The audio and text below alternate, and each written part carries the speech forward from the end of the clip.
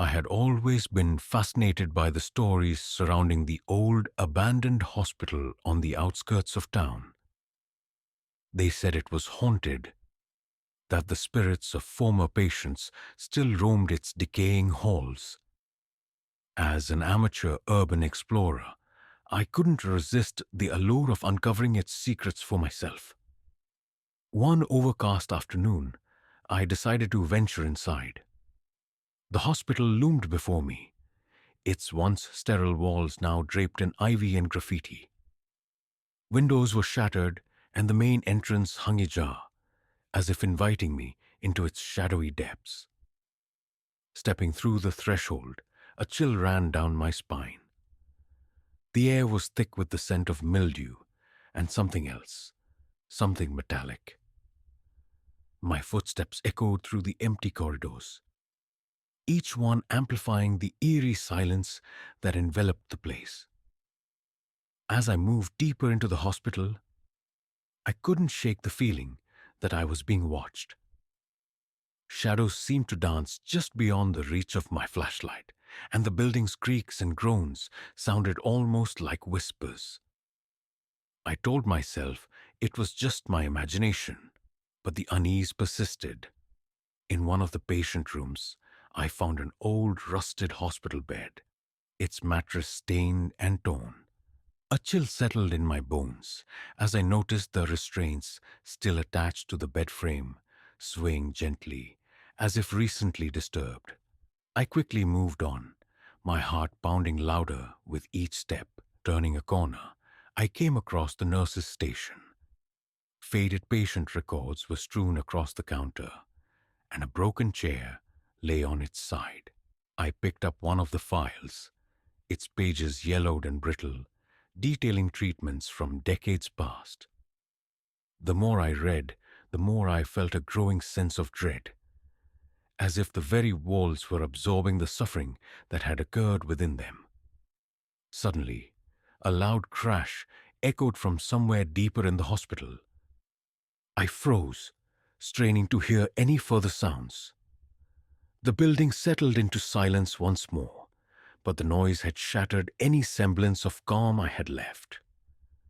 I debated whether to continue or turn back, but my curiosity pushed me forward, despite the gnawing fear in my gut.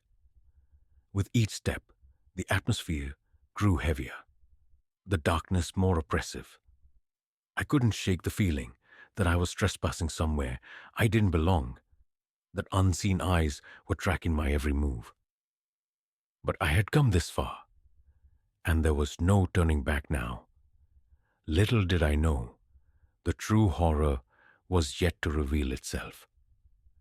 As I ventured deeper into the abandoned hospital, the atmosphere grew increasingly oppressive. The dim corridors seemed to stretch endlessly, each step echoing ominously against the peeling walls. The faint scent of antiseptic lingered in the air, mingling with the musty odor of decay. Turning a corner, I stumbled upon a decrepit operating room. The sight was both fascinating and unsettling. Rusty surgical instruments lay scattered across a tarnished metal tray, and an overhead lamp hung precariously, its once bright bulb now shattered. The operating table, draped in a tattered sheet, stood as a silent testament to the countless procedures that had taken place here.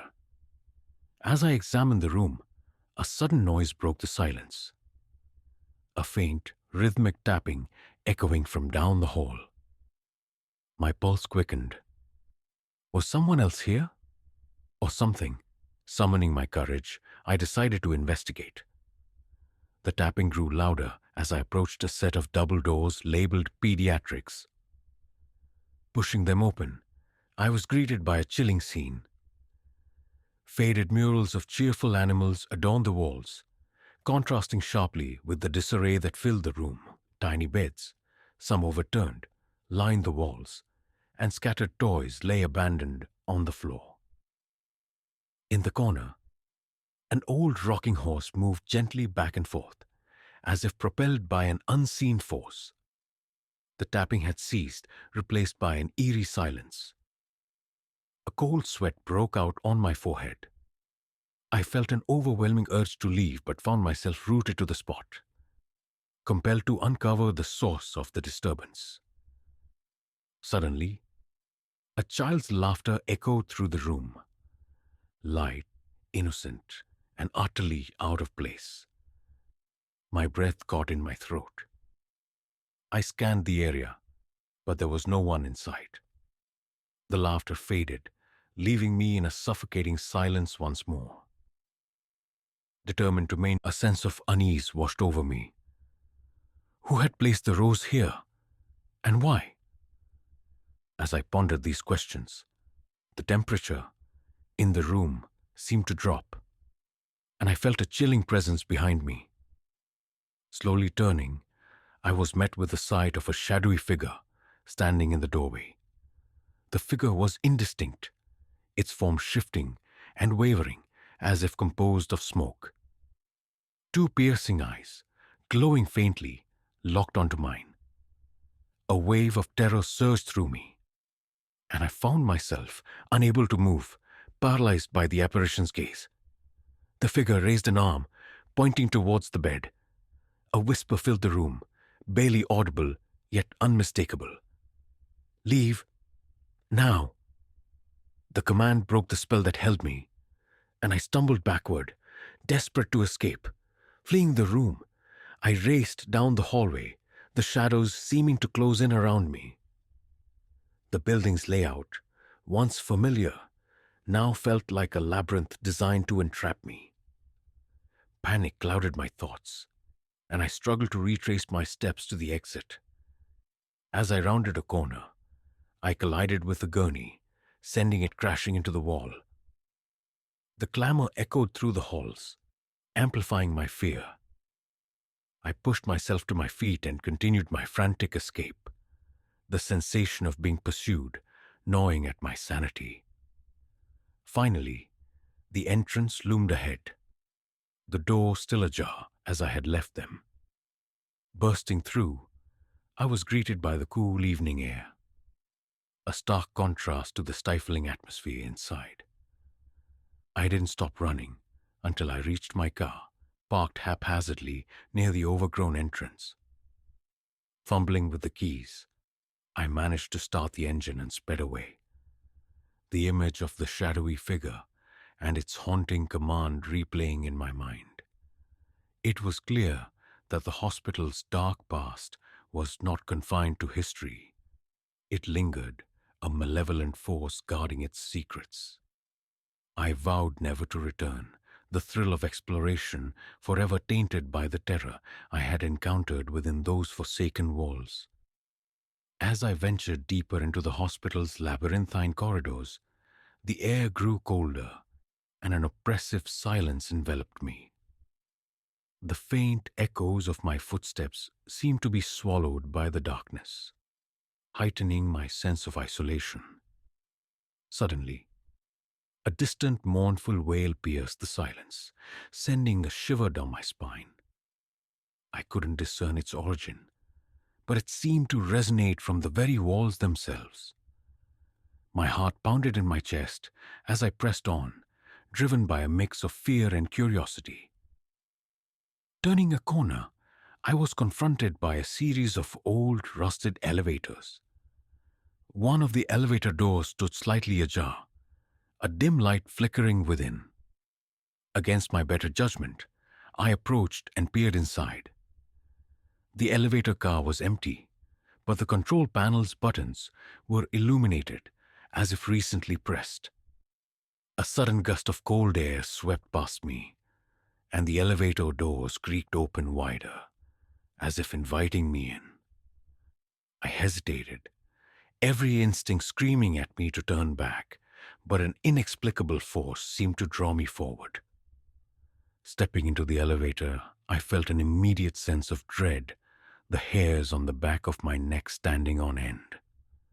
Before I could react, the door slammed shut, and the elevator jolted violently, descending rapidly into the depths of the hospital. The lights flickered and then went out, plunging me into complete darkness.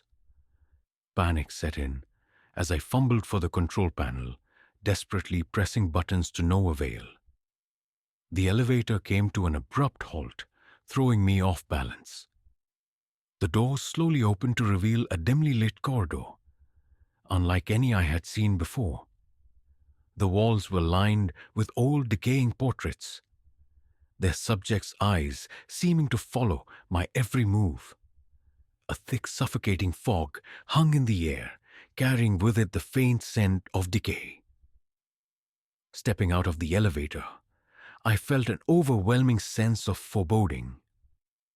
The corridor stretched endlessly in both directions, with no...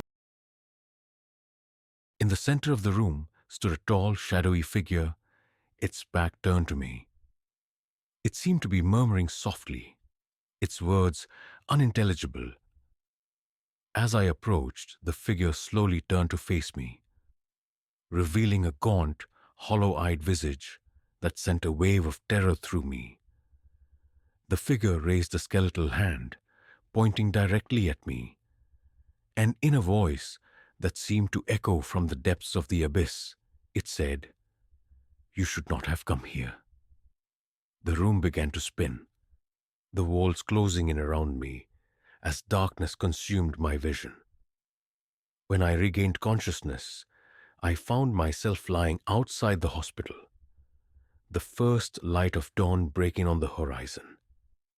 My mind was a haze of fear and confusion. The memories of the night's events fragmented and surreal. I knew one thing for certain.